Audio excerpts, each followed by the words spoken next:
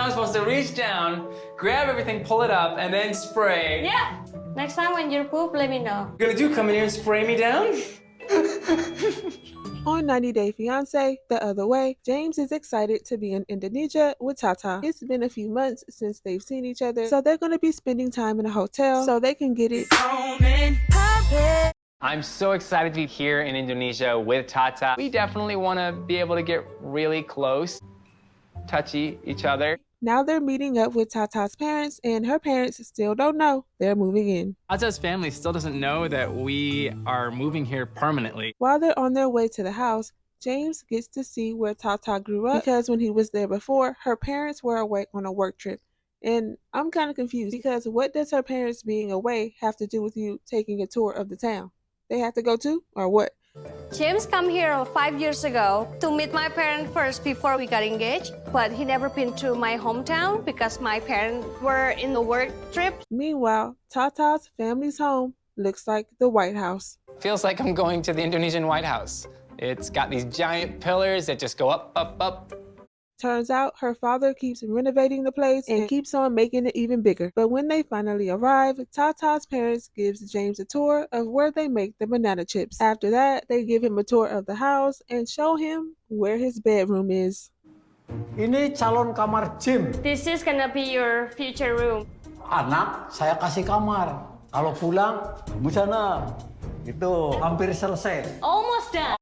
The house is under construction, which is why the room looks like that, but I wouldn't call that almost done. That look almost done to you? What's going on over there in Indonesia? But beggars can't be choosers. If you're over there broke, no money, don't have a place to stay, no job. Looks like James and Tatha is going to have to put a bed in there right now, whether or not the bedroom is ready or not. They bring up the fact James still doesn't know how to speak Indonesian and reminds him that he promised them that he would learn the language 5 years ago. Ingat dulu pernah janji kepengen bahasa Indonesia? Tidak. Masih ingat? You remember that you Yeah, promised? I do. Yeah, I need to make it happen. I need to do it. 5 tahun yang lalu. James ain't nothing but a procrastinator. He done had 5 years to learn Indonesian, and he still don't know about 5 words. Now he over there trying to tell Tatha's parents in English, I will learn the language. Watch. Don't believe me, just watch. James is like, they getting on me for not knowing Indonesian, but just wait until they find out I don't want kids. I'm not sure how they're gonna handle the other two when they find out how my feelings are about having children, and I still have no way and don't know how I'm going to take care of Tatha. James want to know why it's wet. Tatha said, it's a bathroom. It's supposed to be wet in there. What's wrong with you? Why is there water everywhere? I mean, it's a bathroom. It's supposed to be wet. James doesn't like bidets. He's scared of them. He said last time he set his butt on a bidet, it didn't just clean the outside. It cleaned the inside, too. It hit my magic button. It didn't wash my booty hole, it washed the insides of my booty hole. This was a deep clean. Put it down and spray it. James and Tatha go shopping, and James is hoping, wishing, and praying, crossing his fingers, that Tatha's parents will pay him for making banana chips, even though Tatha told him her parents don't pay family members if they're working for the family business, but James is still holding out hope. I know Tatha's told me that her parents don't pay family members to help with the banana chips, but in our situation, I'm really hoping they're willing to make an exception. But it's both you and Tatha's fault that you're in that situation. So why should he break the rules for you, brokey? He's like, we need to make $700 selling these banana chips. The delusion is real. $700? There ain't no way. When Tatha and her sister was selling some popsicle sticks for like 16 cents. So you think you're gonna make $700 off of some banana chips? And Tatha over there entertaining the idea, eyes rolling to the back of her head, looking up in space like, I don't know. I gotta calculate it. Calculate what? 16 cents? Though we'd have to sell how many banana chips to make what we need to make? I don't know. We need to do calculation. But those are things we really need to figure out, because we can't just live at their house and not ever make money. Why not think about this before you moved all the way out there and left your dog at home that you don't even bring up? Why wasn't this planned out? They are so dumb. And to put the cherry on top, he over there talking about we still have a car note back home. A car note? And with the car right now, we're still paying for that. That alone is like $700 a month. That's gonna just wipe us out real fast. James planned to come to Indonesia with $10,000, but since they have a car note, plus their car broke down before they even went out there, he had to spend $8,000 on it. So now they have only $2,000 with no current income coming in, but possibly 16 cents. But our car before we left broke down, and we ended up getting stuck with an $8,000 bill. I'm confused because why even fix the car if you planned to come to Indonesia? And was it going to bring the car out there? What? Something is missing. James is like, are we going to be making enough money selling banana chips? And Tata is like, I don't know. That's hard to tell. Especially selling banana chips for your dad. Yeah, it's hard. And first off, you don't even know if your parents are going to pay you yet. So you over there holding on hope to that. Ooh, girl. Tata's like, we just need to tell my parents today that we're here to stay. We're moving on in. Then maybe they'll have some good advice and have a better plan than we do. We just need to tell them right now. And James is like, no, we don't. It's too soon. I just got here. I want to go to sleep. I need to rest. Why do we need to tell them right now? I'm still too tired. I want to at least have a couple days to rest But before we that's the have this. thing, like we give them like a good news. Why we need to wait? The sooner the better. What's the issue with telling them tonight? What's the issue? Like I said before, he ain't nothing but a procrastinator. Moving on to Statler and Dempsey. Statler is making her way to England, and she is beyond sad, overwhelmed, and depressed about it. And I've spent most of the flight panicking about what I'm doing. I mean, just look at her face. Look how she's looking out the window like it's a movie. Save me. I don't want to go. She's having doubts. She's regretting it. She's in debt now over this whole thing. And now she's thinking Dempsey may be playing her. My new home is a van, like on wheels. I'm in so much debt. My friend has me doubting if Dempsey is using me, and there's no backup plan. That's wild. I'm having a hard time trying to figure out why she would put herself through this. Don't tell me because it was for love. Not for love. For just a normal person, but for someone with ADHD and anxiety and autism, this is just next level. Meanwhile, Dempsey is excited. She's waiting for Statler at the airport, and this is how Statler greets Dempsey. Hey! Dempsey's like, I'm so excited. I'm waiting for Statler to be excited. She told me she would be excited when she got here, so I'm waiting on that. Statler said to me that she'll be excited when she gets here, so I'm just waiting for her to be excited when she gets here. She's gonna keep waiting because the vibes Statler was given was not given. If you didn't want to go that bad, then you never should have went. I know she has anxiety and all the things, and I do too, which is why I understand where she's coming from an extent. She reminds me of myself. One day I'm like, yeah, I'ma go, I'm excited, I'ma go. Then once the day comes or leading up to it, I'm like, I don't want to go no more. But I don't be throwing the attitude around like this. I either don't go or suck it up and go and try to have a good old time if I can. Excited to see me? Yes, I'm excited to see you. Just want to go. You're not happy? No. It makes me sad. Why? You have no reason to be sad. I'm here. I also think that in back of Statler's mind, she's thinking Dempsey is playing her because she knows Dempsey cannot afford the van life without her. Statler put in more money than she did. She's even gone into debt over this whole van life thing that she don't even want to do. So I think she's thinking about what her friend told her, and maybe that's why she's acting like this too. I wish she was a little bit more excited to see me, if I'm being completely honest.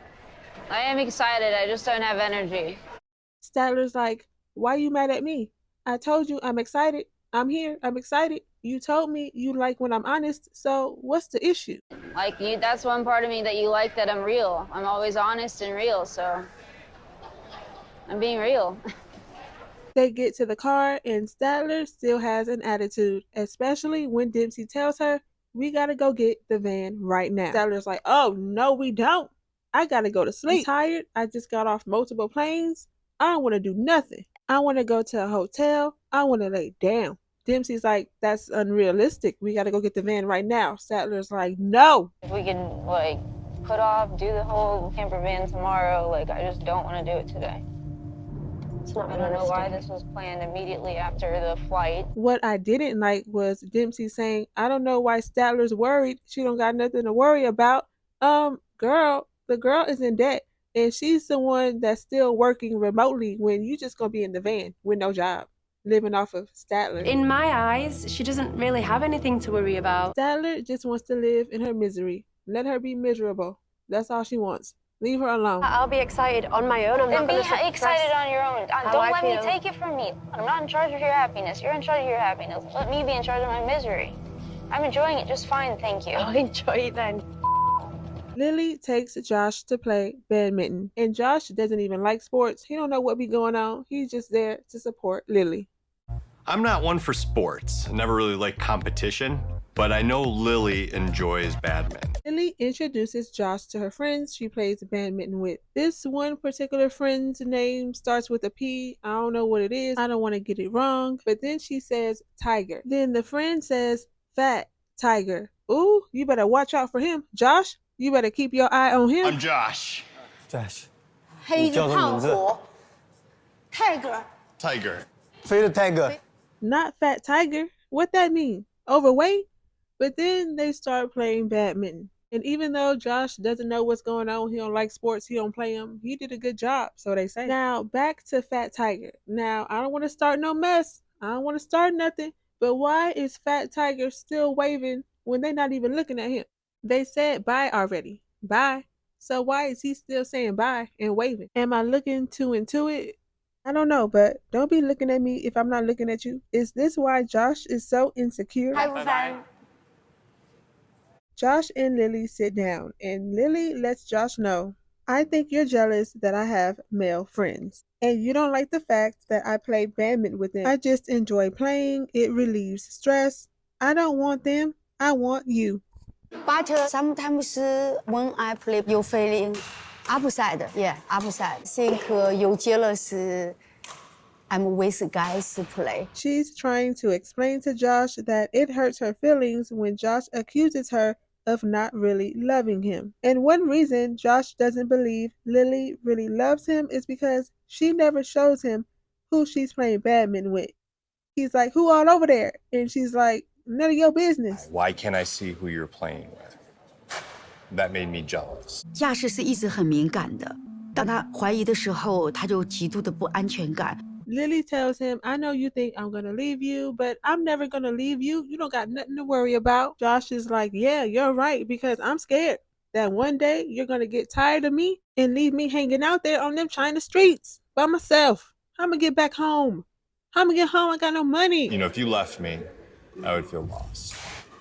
I've been in relationships where I've been abandoned. I just don't want to ever feel you'll abandon me. They end the conversation with Lily telling him, you're my husband, I love you, I'll never leave you, so don't trip. Stop telling me I don't love you, because I do. It hurts my feelings. Now, Josh, if you can't tell by now that Lily loves you, then you tripping. She probably didn't show Josh who she's playing badminton with because she know Josh be tripping. She knew Josh would trip over Fat Tiger. But Josh, don't let Fat Tiger get to you. He don't got nothing on you. You have Lily. Y'all are married, having like 2 weddings that y'all don't even need to have. She went bankrupt, spending over $500,000 on a house for you, just for you. So you don't have nothing to worry about. Last and certainly least, Sarper and Shekinah. I'm just going to try to rush through this because I don't like them. I don't understand this back and forth, why we got to keep listening to it. They got the most screen time out of everybody talking about this nonsense. Sarper took Shekinah furniture shopping to get a vanity that she's been wanting for a long time, all because she's over there mad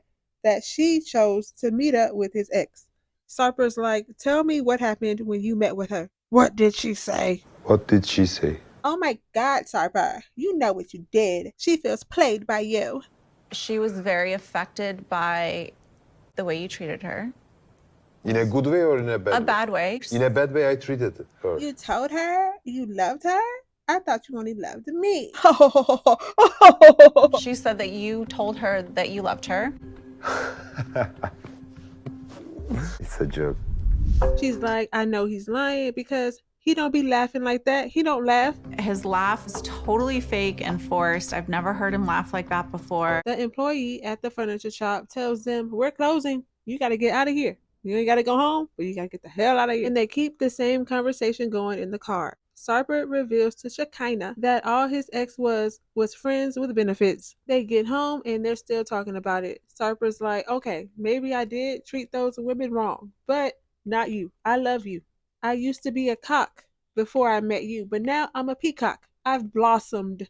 I'm better now. I'm a better man. Shekinah thought that was funny. She's like, ha ha ha ha ha. You're so funny. Once upon a time, before you, I was a cock. And right now, I transformed into a peacock. I mean, with my feathers, I'm trying to impress you. You're so funny. Sarper's like, you like that? You like that, huh? I'll be back tomorrow with some more BS. And after all of that suffering that they put us through, having to listen to that mess, she's like, I'm just going to forgive him. I have no choice. I'm going to forgive him. That's pretty much the episode. Y'all let me know your thoughts about it down in the comments so we can talk about it. And if you haven't already and want to see more videos like this, don't forget to like, comment, and subscribe. Thank you for watching this video, and I'll see you in my next one.